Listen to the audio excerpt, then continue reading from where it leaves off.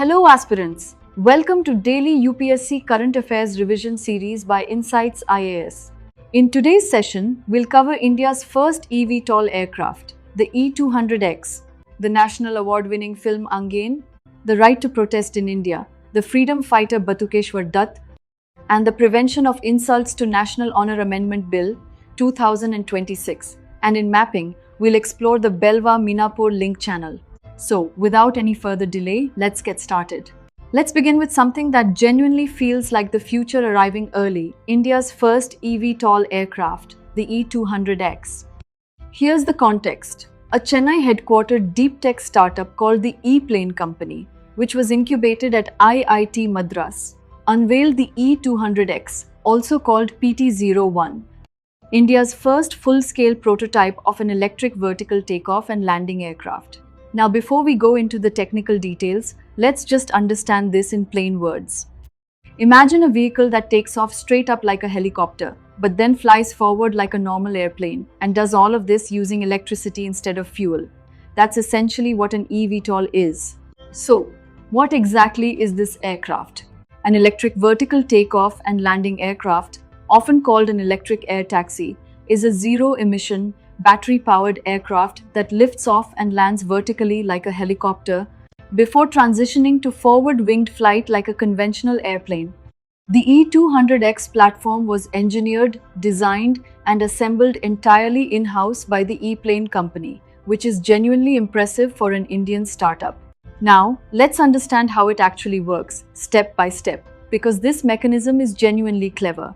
First, there's vertical lift versus forward flight. Unlike complex tilt-rotor designs that physically rotate their engines mid-flight, the e200X uses separate, dedicated propulsion sets instead. 6 vertical lift rotors purely for hover and takeoff, and 4 forward propellers purely for cruise flight. That separation makes the whole design simpler and safer. Second, there's distributed electric propulsion or DEP, and here's the safety angle worth remembering. If any single motor or propeller fails during flight, the remaining motors automatically redistribute thrust to allow the aircraft to descend or land safely, essentially eliminating single-point mechanical failures. Third, there's patented synergistic lift architecture, built with a patented wing design that provides aerodynamic lift even at low air speeds, which allows the aircraft to maintain stability without needing an intrusive wide wingspan.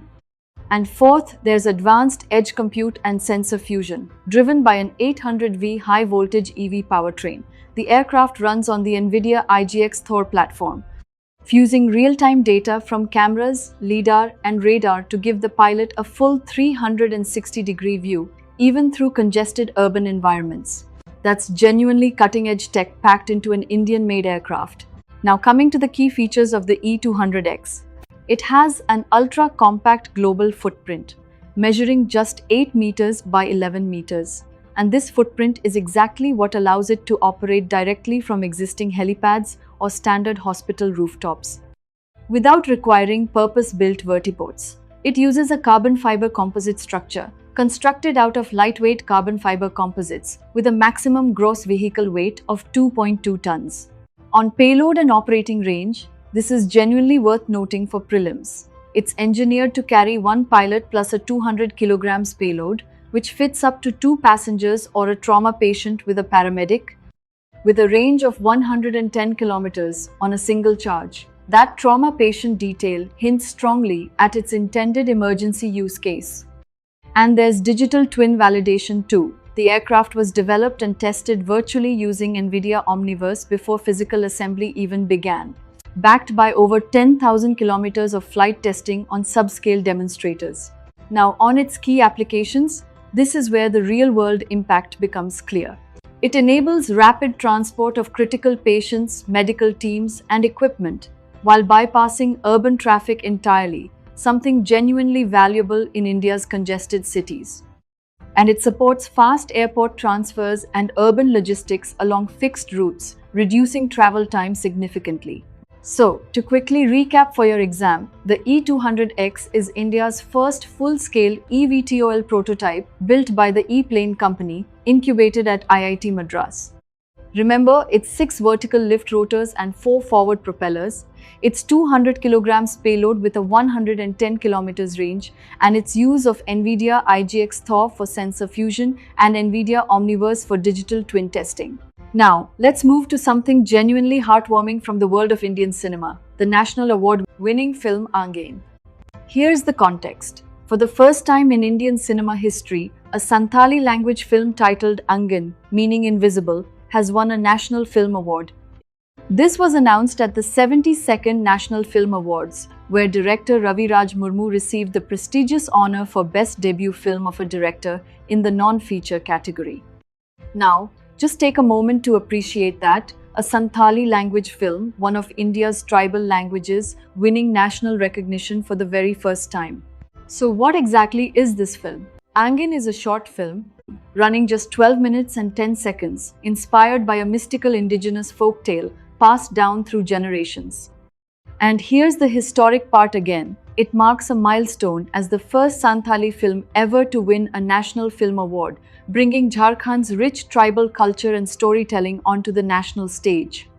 It was written and directed by Ravi Raj Murmu, a 34-year-old filmmaker and graduate of the Film and Television Institute of India, FTII, Pune, hailing from Jaduguda in East Singhbhum, Jharkhand.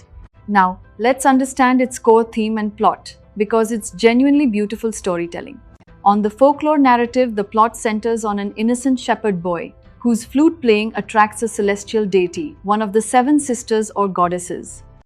Mesmerized by his music, she uses her divine powers to take him to the heavenly realm. But overcome by memories of his roots, he embarks on a journey back to earth, only to discover that his beloved village has completely vanished. On the societal allegory embedded in this folktale, the film uses this story as a metaphor for a very real contemporary issue: the large-scale migration of young villagers to metropolitan cities in search of modern opportunities. It reflects on how blindly chasing development often disconnects youth from their native language, culture, and social identity, a theme that resonates far beyond just this one village. Now, coming to the key features of the film, it follows a non-feature short format running at a tight 12 minutes and 10 seconds, and it was initially developed alongside students at Karim City College, Jamshedpur. It features indigenous music and cast, starring local performers Ramchandra Mardi, Saloni, Jitre Hansda, and Fulmani. And here's a lovely detail. The score features original Santhali folk compositions, written by Santhali literature Durga Prasad Murmu and composed by Nunaram and Nishant Ram Teke. It also carries a philosophical message, emphasizing that while embracing modernity is necessary, remaining rooted in one's land, language, and ancestral heritage is essential to preserving indigenous identity. On significance, this national award brings mainstream recognition to Santhali cinema, promoting tribal language films and indigenous storytelling more broadly. And it encourages the preservation of Santhali folklore and traditions through cinema, while inspiring regional filmmakers to tell their own stories too. So, to quickly recap for your exam, Angen is the first ever Santhali language film to win a National Film Award, directed by Ravi Raj Murmu at the 72nd National Film Awards. Remember, it's a 12-minute, 10-second short film rooted in Jharkhand's tribal folklore and its underlying theme of migration and disconnection from one's cultural roots. Now, let's move to a genuinely important polity topic, one that's directly connected to a live news event: the right to protest in India. The context is that Delhi police cracked down on a major demonstration by the Cockroach Janta Party, as thousands of protesters attempted to march toward the Parliament complex. So, what exactly is the right to protest in India? It's a recognized democratic mechanism that allows citizens to assemble, express grievances, and challenge state policies.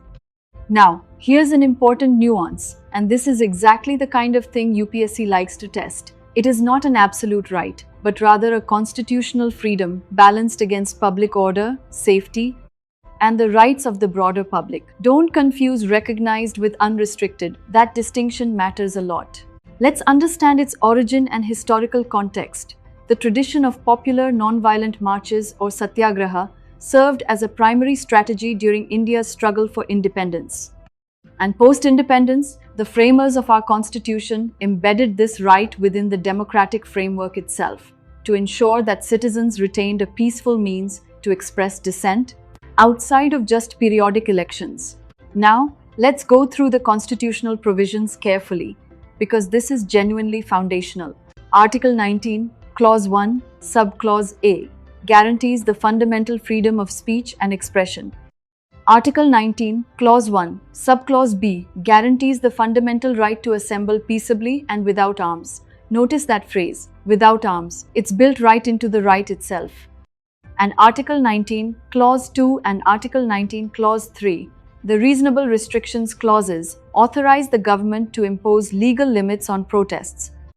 In the interest of the sovereignty and integrity of India, state security, friendly relations with foreign states, public order, decency, morality, or to prevent contempt of court and incitement to offences. Now pause here, because the key Supreme Court judgments are genuinely dense and exam relevant, so let's slow down. First, there's Himmatlal K. Shah versus Commissioner of Police from 1973.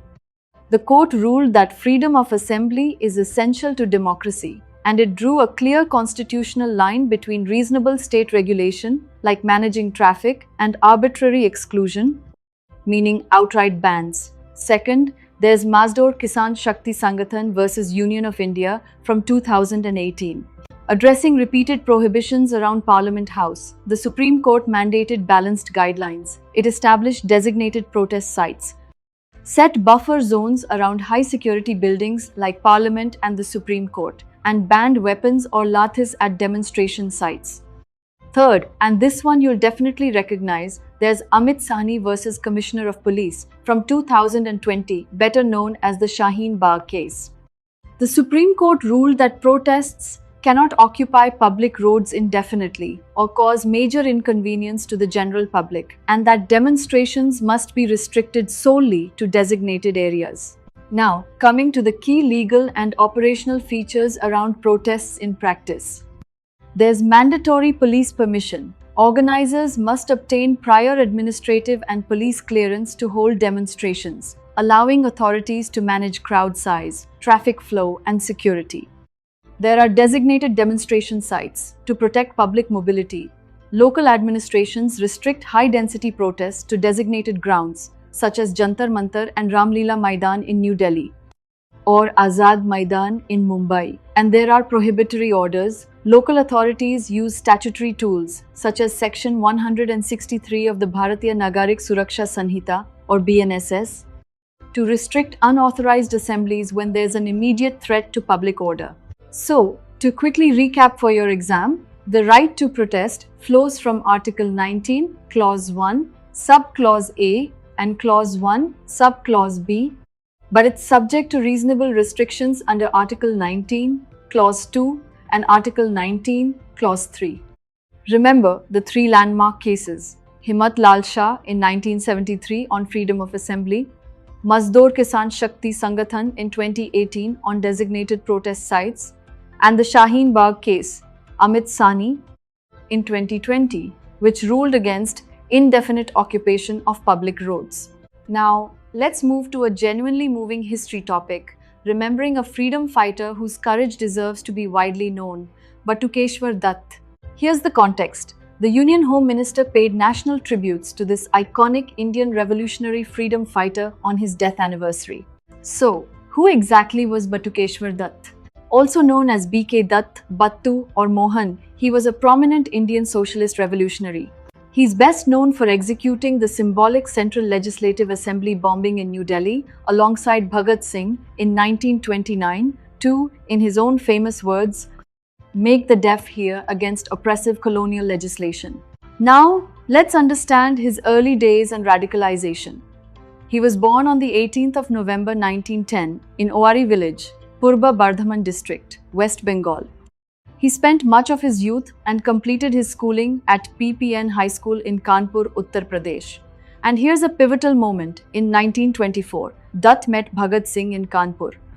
Under the mentorship of revolutionaries like Chandrasekhar Azad, he joined the revolutionary underground movement and mastered the art of bomb making, a friendship that would go on to shape both their destinies.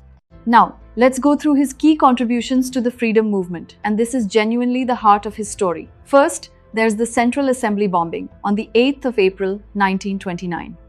On the protest against colonial bills, the British government had introduced two anti-Indian measures, the Public Safety Bill and the Trade Disputes Bill, specifically to suppress labor movements and revolutionaries. On the action itself, on the 8th of April 1929, Dutt and Bhagat Singh entered the visitors' gallery of the Central Assembly in Delhi.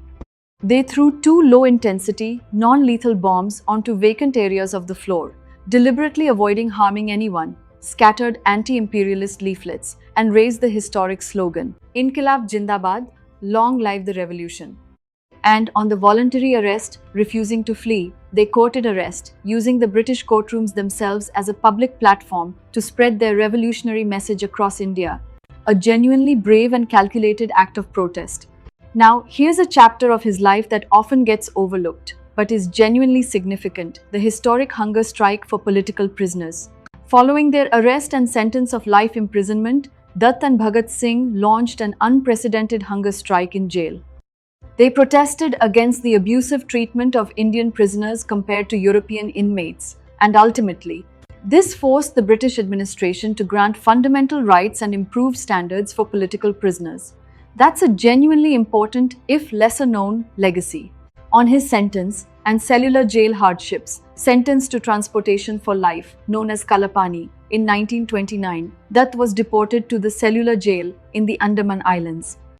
He endured years of brutal forced labor and participated in major prison hunger strikes again in 1933 and 1937. On the Quit India movement of 1942, after contracting tuberculosis in jail, he was released in 1938. But unwavering in his commitment, he joined Mahatma Gandhi's Quit India movement in 1942 and was imprisoned for another 4 years, this time in Motihari Jail, Bihar. Now let's briefly note his revolutionary associations. He was a core member of the Hindustan Socialist Republican Association, or HSRA, working alongside Bhagat Singh, Chandrasekhar Azad, and Sukhdev. And he was active in the Naujawan Bharat Sabha, the youth wing formed to mobilize workers and students against colonial rule. Now let's talk about his last days, because this part of his story is genuinely poignant. On post-independence hardships, after 1947, Batukeshwar Dutt lived quietly in Patna, Bihar, with his family. And despite his enormous sacrifices for the nation, he faced severe economic hardship and public neglect, a sobering reminder of how India treated many of its freedom fighters after independence. On his final illness and passing in the 1960s, he developed bone cancer. He was brought to AIIMS Delhi for treatment, where he passed away on the 20th of July 1965 at the age of 54. And his last wish was fulfilled. In accordance with his final request, he was cremated at Husainiwala in Firozpur, Punjab, right beside his comrades Bhagat Singh, Rajguru and Sukhdev, together even in death, just as they were in their fight for freedom. So, to quickly recap for your exam, Batukeshwar Dutt executed the Central Assembly bombing alongside Bhagat Singh on the 8th of April 1929 and was a core member of the HSRA. Remember his imprisonment in the cellular jail under Kalapani, his role in the historic hunger strike for political prisoners' rights, and that he passed away on the 20th of July 1965, before being cremated at Husainiwala beside Bhagat Singh, Rajguru and Sukhdev. Now, let's move to a topic connecting history directly to current legislation, the Prevention of Insults to National Honor Amendment Bill 2026. The context is that Union Home Minister Amit Shah is set to introduce this bill in the Rajya Sabha. So, what exactly is this proposed legislation? It's an amendment to the Parent Prevention of Insults to National Honor Act 1971, which criminalizes disrespect toward national symbols such as the national flag, the Constitution, and the national anthem. And here's the key update. The 2026 bill explicitly expands the scope of the 1971 Act to include the national song, Vande Mataram. Its central aim is to plug a long-standing statutory gap in the 1971 Act, which lacked specific penal provisions to protect the national song. And here's a genuinely moving historical detail. By adding these legal protections, the government aims to fulfill the vision articulated by Constituent Assembly President Dr. Rajendra Prasad on January 24, 1950 that Vande Mataram shall be honored equally with Jana Gana Mana and shall have equal status with it. That's a promise made in 1950, finally being codified into law decades later. Now coming to the key features of the bill, there's the substitution of Section 3, which replaces Section 3 of the 1971 Act to place the national song and national anthem under the exact same protective legal umbrella.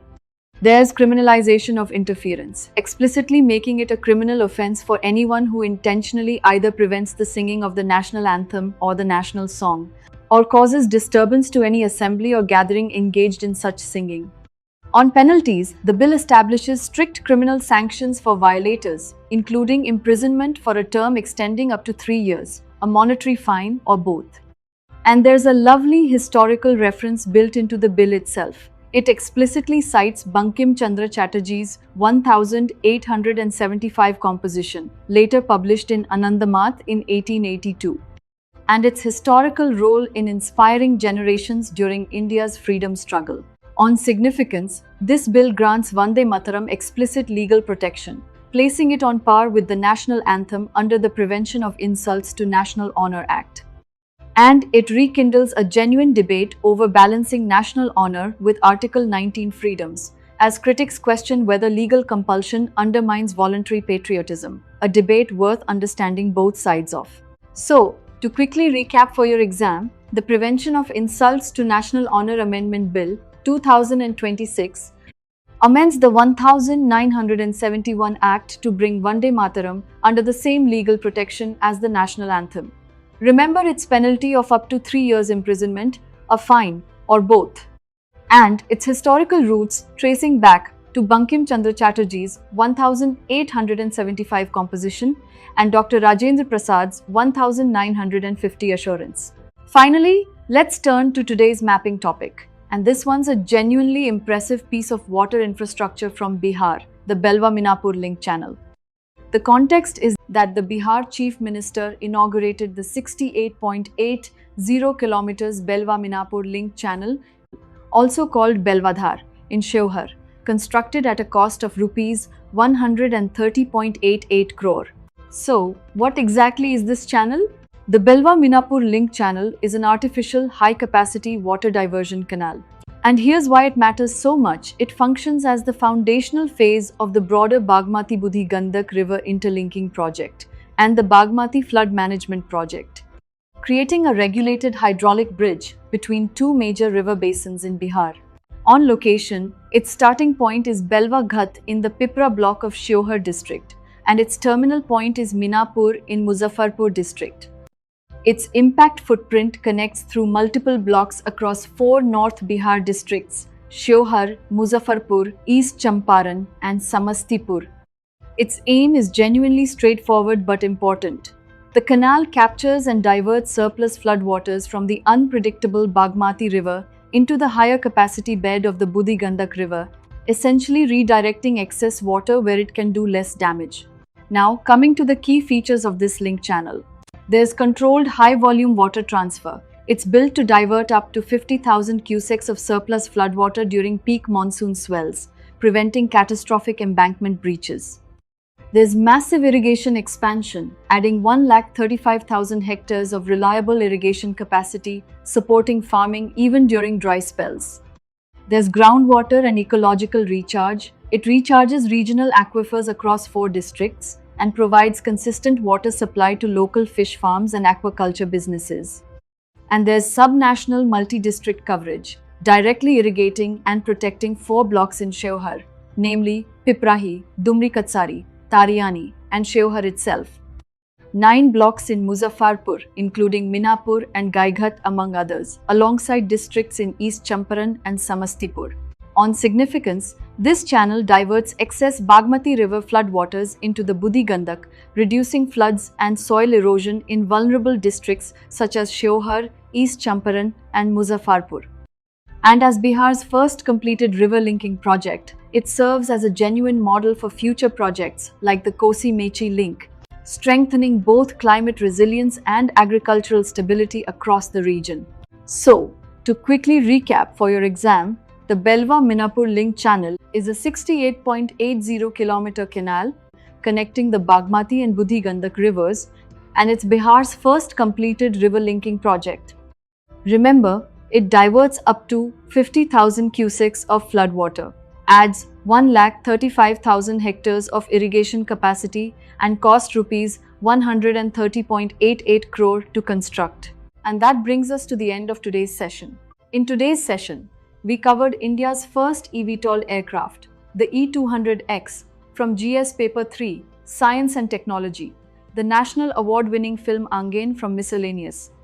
An important topic for the UPSC Prelims examination, the right to protest in India from GS Paper 2, Polity, Batukeshwar Dutt from GS Paper 1, History, the prevention of insults to National Honour Amendment Bill 2026 from GS Paper 2, Polity and Governance, and the Belwa Minapur Link Channel under Mapping. For the complete current affairs article and today's practice MCQs, visit insightsonindia.com using the link given in the description.